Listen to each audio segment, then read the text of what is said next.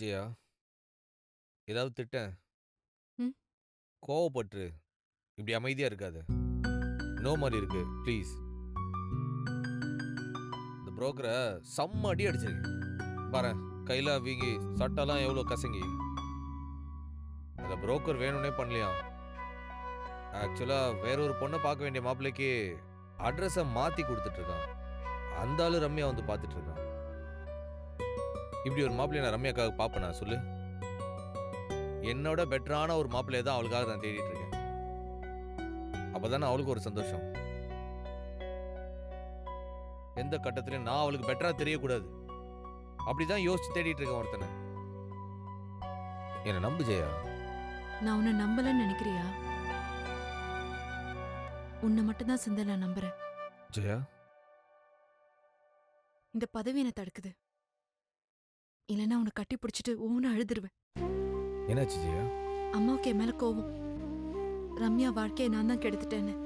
ஏங்க, அதுக்கும் உங்களுக்கும் என்ன சம்பந்தம்? அம்மா அப்படிதான் நினைக்கிறாங்க. ரம்யாவை அப்படி நினைக்க வச்சிடாதீங்க ப்ளீஸ். சாரி.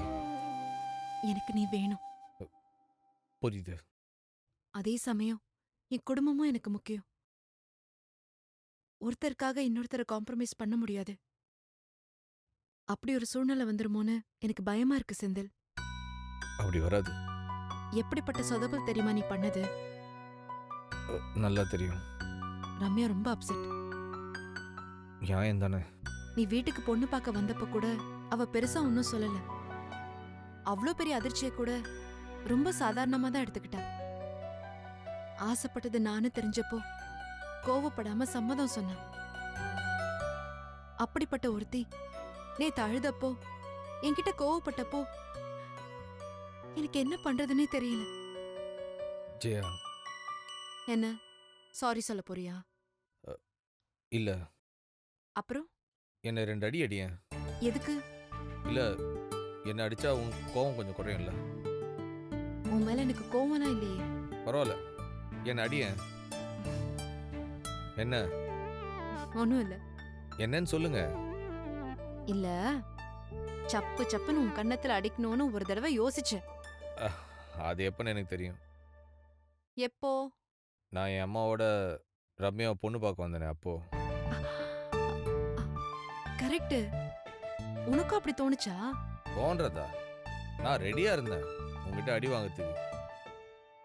ஓ, ஆமா, அன்னைக்கு ஏன் அடிக்கல நீங்க? அதுக்குள்ள நீதான் எஸ்கேப் ஆயிட்டியே. இல்லனா இருந்த கோவத்துல உன்னை போட்டிருப்பேன். போட்டிருந்தா சந்தோஷமா வாங்கிட்டு போயிருப்பேன்.